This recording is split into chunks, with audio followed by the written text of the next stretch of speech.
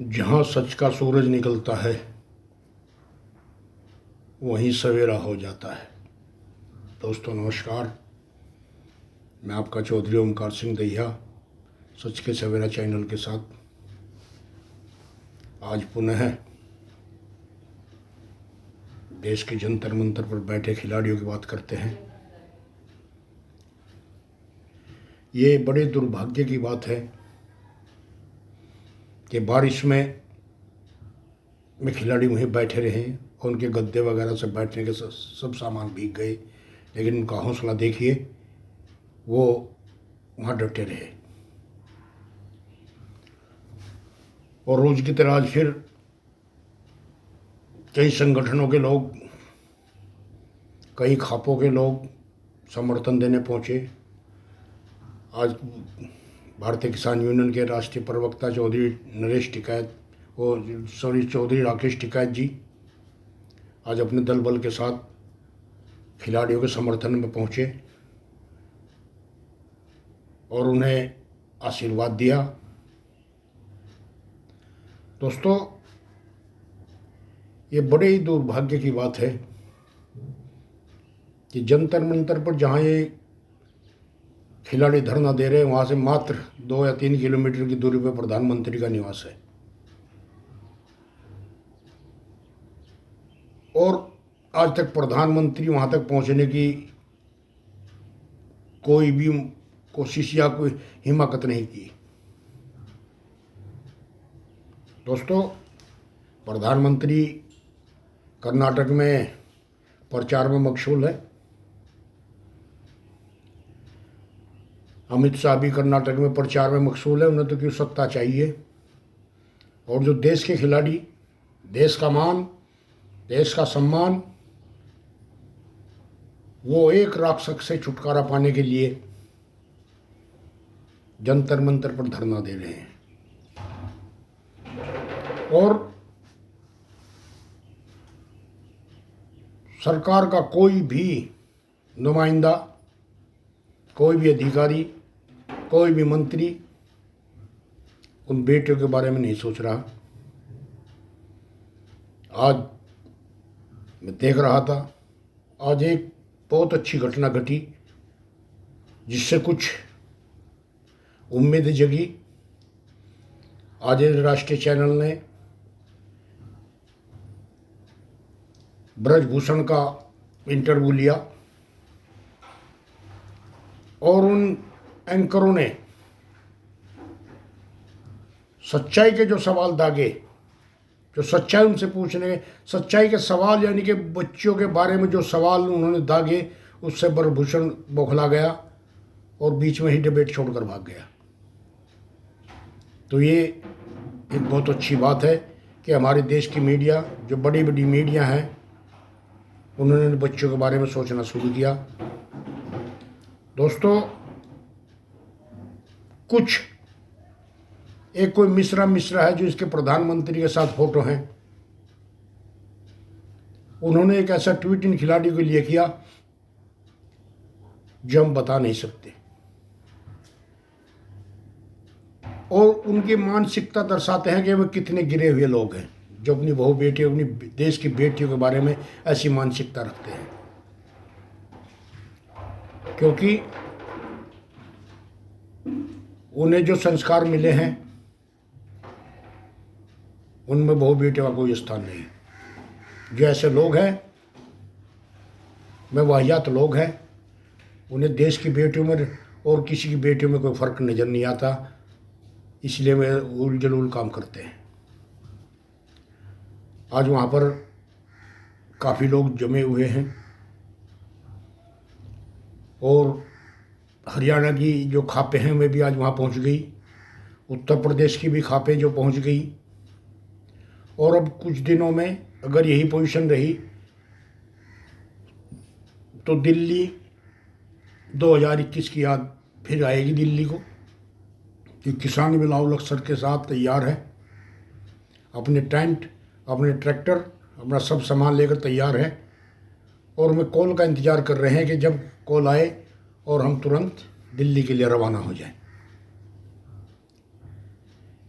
दोस्तों, मैं सोचता हूँ कि जब इतनी होनहार बेटियां, इतने अंतर्राष्ट्रीय पहलवान,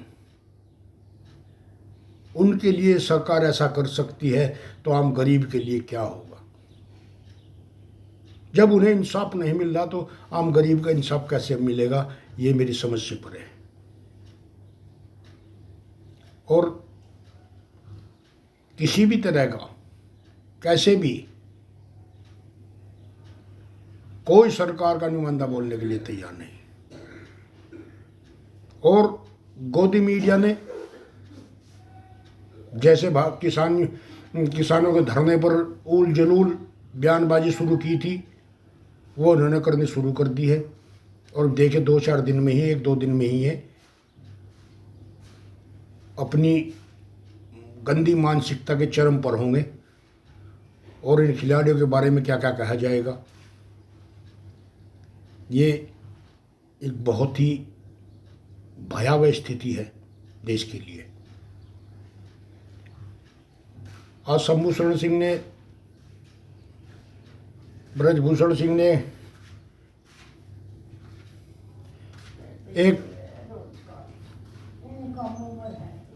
एक प्रेस कॉन्फ्रेंस की और उन्होंने कहा कि मैं जंतर मंतर पर इतने आदमी भर दूंगा, इतनी पब्लिक भर दूंगा कि वहां पर जगह नहीं रहेगी। तो दोस्तों, ये उस शख्स की मानसिकता, उस शख्स की सोच, ये बहुत अपने आप को छोटा दर्शाती है। अरे आप तो मंत्री हैं, खेल संघ के अध्यक्ष हैं, अगर आपसे गलती हुई है तो आप खिलाड़ियों के पास जाएं और उन्हें समझाएं और अपने कृत्य के लिए माफ़ी मांगे। हो सकता है कि हमारी बेटियों का दिल इतना बड़ा है कि तुम्हें माफ़ कर दे, लेकिन आप ऐसा करेंगे नहीं, क्योंकि आप में गरूर और अहंकार है। और ये मैं बता देता हूँ कि तुम्हारी तो हस्ती क्या है, अहंकार तो रावण का भी नहीं रहा। आज किसी एक राजपूत समाज के किसी नेता ने कहा है, महाराणा प्रताप सेना का कोई लीडर है, कोई महाराणा प्रताप सेना बनाई है कि हम ब्रजभूषण सिंह के साथ खड़े हैं और कंधे से कंधा मिलाकर हम कुछ भी कर सकते हैं। मैं उनसे पूछना चाहता हूं, क्या महाराणा प्रताप के यही आदर्श थे? क्या महाराणा प्रताप ने यही कहा था कि जो शख्स बच्चों के साथ अनाचार करे उनके समर्थन में तुम खड़े हो? अरे उन्होंने तो देश के लिए अपनी जान गंवाई है, आन बान शान के लिए लड़ाई के लिए अपनी, उन्हें भूल गए जिन्होंने मुगलों को दहशत से जोहर किया था, अपना हाथ भी नहीं लेने दिया था। मैं भी तो किसी की बेटियां थी। महाराणा प्रताप तो सोच के आदमी थे, आप कैसी सेना के आदमी हैं? उनकी कितनी घटिया सोच रखते हैं। दोस्तों, ये बहुत ही अपने आप में एक अशोभनीय भाषा का प्रयोग होता है और इसे अच्छा आचरण में नहीं मान सकता। ना चाहते हुए भी बहुत से लोग बड़े दुख के साथ कहते हैं कि देश की सरकार ब्रिटिश सरकार से कहीं ज़्यादा क्रूर है। और यही हमारे देश की विडंबना है कि सफ़ेद अंग्रेज़ों के साथ तो हम लड़े और हमारे बुजुर्गों ने बलिदान दिया, बड़ी मुश्किल से देश को आज़ाद किया, लेकिन ये काले अंग्रेज, उनके वंशज आज देश में फिर आ गए। तो दोस्तों, बलिदान तो ये लेंगे, बिना बलिदान के ये जाने वाले नहीं। आज विपक्ष तो है नहीं, विपक्ष को तो मानते नहीं।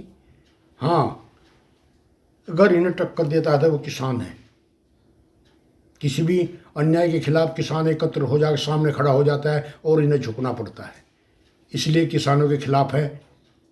और एक बहुत गंदी मानसिकता किसानों के लिए भी रखते हैं, ताकि वे किसान सर सबज किसान उन्नति ना कर सके, इसीलिए किसानों की जड़ काटने पर लगे हैं। दोस्तों, मैं ज़्यादा ना कहता हूँ, यही कहता हूँ कि मैं देश की बेटी है, मैं हार मानने वाली नहीं है। वह अंतर्राष्ट्रीय रेसलर है, मैं हार मानने वाली नहीं है। हम सदैव उनके साथ हैं और अन्याय जब तक होता रहेगा उनके साथ खड़े रहेंगे, कंधे से कंधा मिलाकर रहेंगे। दोस्तों, सभी से मेरी अपील है कि ज़्यादा से ज़्यादा उन बेटियों के पास पहुँचें और उनका हौसला अफजाई करें। नमस्कार। जय जवान जय किसान।